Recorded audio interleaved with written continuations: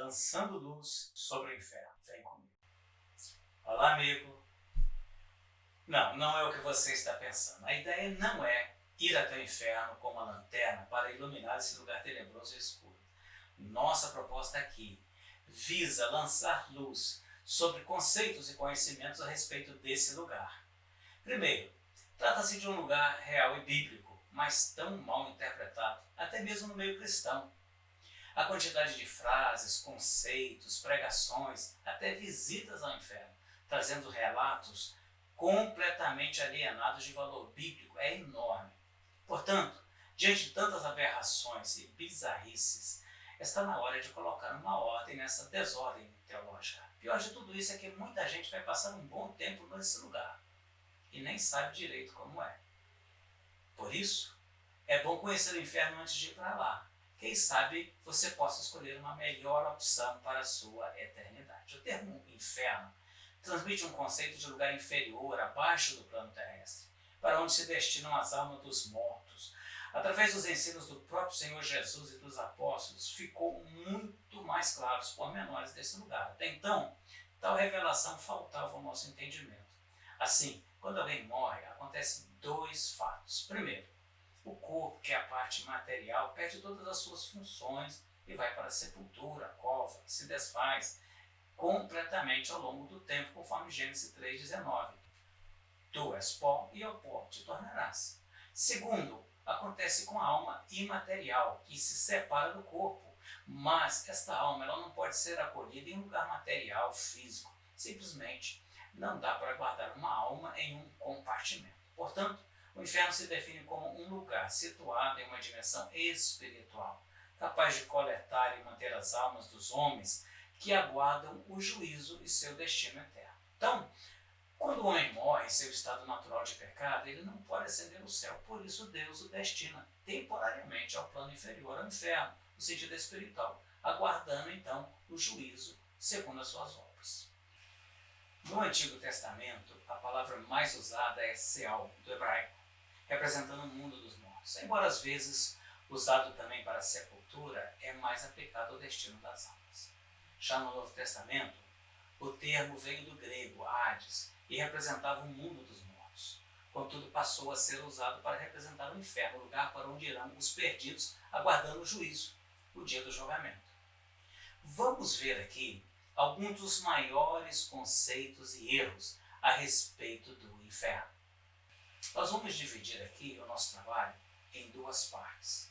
A primeira parte nós vamos falar sobre os principais conceitos e erros conceituais que ocorrem quando nós nos referimos ao inferno, quando as pessoas falam sobre o termo inferno.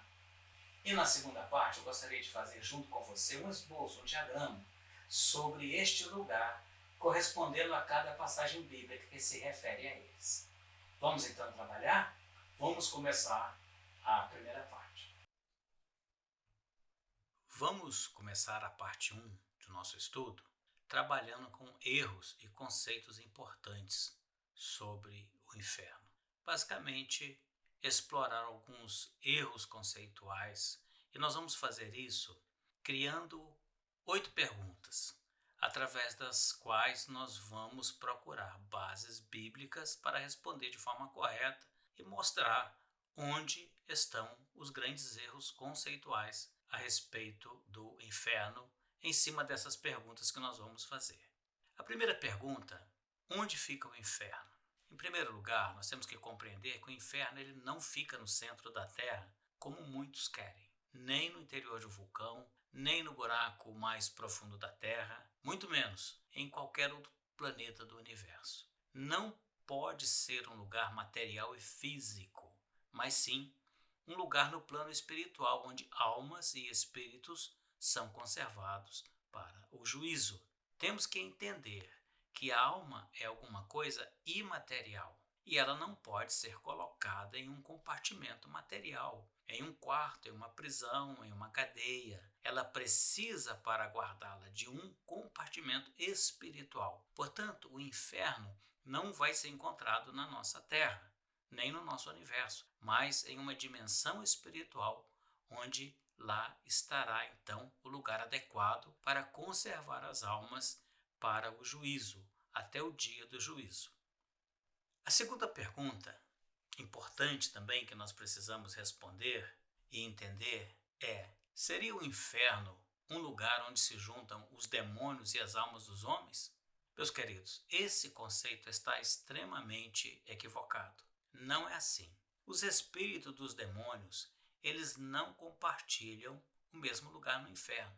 São coisas diferentes. Espíritos de demônios, espíritos de anjos caídos e almas de homens são coisas diferentes e são colocados em lugares diferentes. Os anjos são presos também em um determinado local do inferno que nós vamos ver um pouco mais à frente. Inclusive na parte 2, nós vamos ver as referências bíblicas que nos mostram onde fica cada compartimento do inferno. Veremos ainda no decorrer desse estudo como se pode classificar então esses vários lugares. Então, o inferno não é um lugar onde se juntam os demônios e as almas dos homens. Eles não ficam juntos lá, como muitos imaginam. O terceiro ponto, a terceira pergunta importante é: o inferno é onde Satanás reina? Satanás reina no inferno? Essa seria a pergunta? De jeito nenhum, de forma alguma. Satanás não tem nenhum controle sobre o inferno. O controle e o comando total do inferno está sobre o poder de Deus, como as Escrituras nos esclarecem em Romanos 14, 9, dizendo: foi para isso que Cristo morreu e tornou a viver, para ser Senhor tanto dos mortos como dos vivos. Em Lucas 12, versículo 5, Jesus, falando do temor que se deve a Deus, ele disse assim: mas eu vos mostrarei a quem deveis temer. Temei aquele que, depois de matar, tem poder para lançar no inferno. Sim, vos digo, a esse temei. Como também em Apocalipse 1, 18, onde está escrito: e o que vive, e que foi morto, mas eis que estou vivo para todo sempre. Amém. E tenho as chaves da morte e do inferno. Os próprios demônios, eles sabem disso ao rogar a Jesus que não os destinasse para lá, o abismo. Em Lucas 8,31, estava escrito: e rogavam-lhe que não os mandasse para o abismo, sabendo primeiro que Jesus tinha autoridade total sobre estes lugares e ele tinha poder para mandá-los para lá. Quantas visões do inferno descritas por alguns turistas, onde lá eles são recepcionados por demônios terríveis, com olhos de fogo bem na porta do inferno, esperando as almas. E mais, quando chega lá dentro, eles ainda veem os demônios se divertindo, torturando as almas. Isso não tem nenhum respaldo bíblico. Vocês já ouviram essa expressão: o inferno se levanta contra a igreja? O inferno está furioso com esta obra? Que nada, irmão. O inferno não fica furioso, muito menos ele se levanta contra qualquer coisa. O inferno, ele fica sempre no seu lugar, esperando os pecadores rebeldes que se apressam a chegar lá. Ele não é uma pessoa, ele é um lugar. Por isso ele não tem esses sentimentos, essas emoções de ficar furioso, de se levantar. Ele simplesmente está lá. E lembre-se sempre que inferno não é sinônimo de Satanás, pois o próprio Satanás e todos os demônios têm pavor desse lugar. É o último lugar que eles desejariam estar. O certo seria falar assim: Satanás se levanta contra a igreja, está correto. Ou Satanás está furioso com esta obra. Aí sim estaria correto, porque Satanás é um ser pessoal, os demônios são seres e eles têm esse tipo de comportamento de estar furioso, de se levantar contra a igreja. Mas o inferno não, o inferno fica lá embaixo aguardando os seus habitantes. A quarta pergunta importante que é consequência dessa terceira que nós acabamos de fazer: se lá no inferno não é o reino de Satanás, onde estaria então estabelecido o reino de Satanás? Isso é muito bem explicado nas Escrituras, em Efésios 6,12 e Apocalipse 12, 7 a 8. Apenas duas referências já são suficientes para nos esclarecer sobre estes assuntos. Em Efésios 6,12 está escrito: porque não temos que lutar contra a carne e o sangue, mas sim contra os principados, contra as potestades, contra os príncipes das trevas deste século, contra as hostes espirituais da maldade nos lugares celestiais. Em Apocalipse 12, 7 também está escrito: e houve batalha no céu. Miguel e seus anjos batalhavam contra o dragão, e batalhavam o dragão e seus anjos, mas não prevaleceram, nem mais se achou o seu lugar nos céus. Portanto, o diabo e seus principados, potestades, príncipe das trevas e as hostes espirituais da maldade se estabelecem em uma região espiritual identificada biblicamente como lugares celestiais, situados ao redor da terra, de onde agem e interferem no plano espiritual na vida dos homens. A quinta pergunta que nós criamos aqui para nos esclarecer alguns pontos é: seria o inferno, então, conforme muitas visões mostram, um playground onde os demônios se divertem com as almas?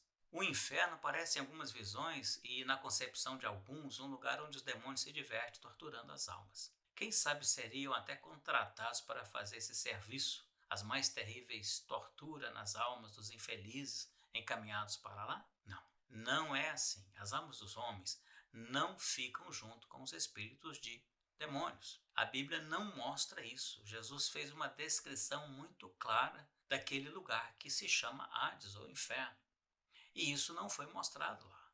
Além disso, os demônios têm mais pavor do lugar destinado a eles no inferno do que os próprios homens. Isso porque eles conhecem muito bem a situação dos demônios presos nas trevas do abismo, para onde eles vão. Como se vê em Lucas 8:31, dizendo: "E rogavam-lhe que não os mandasse para o abismo." Então, o inferno não é um playground onde os demônios se divertem com as almas. Eles ficam em um lugar terrível de trevas, amarrados em correntes inativos. Prosseguindo, nós vamos fazer mais uma pergunta. Então, se não são os demônios que atormentam as almas do inferno, o que são as chamas do inferno, os vermes e o enxofre? Em Marcos 9:43 está escrito assim: "E se a tua mão te fizer tropeçar, corta, pois é melhor entrares para a vida mutilado, possuindo as duas mãos, do que ires para o inferno, onde o fogo que arde jamais arrefece. Naquele lugar, os teus vermes devoradores não morrem, e as chamas nunca se apagam." Vamos explorar um pouco esses elementos. Esses elementos que nós conhecemos, o fogo, o enxofre e os vermes, são coisas materiais terríveis. Todavia, a Bíblia usa como figura da realidade do inferno na dimensão espiritual. São figuras daquilo que acontece na dimensão espiritual. Na verdade, a realidade será até mais terrível do que essas figuras.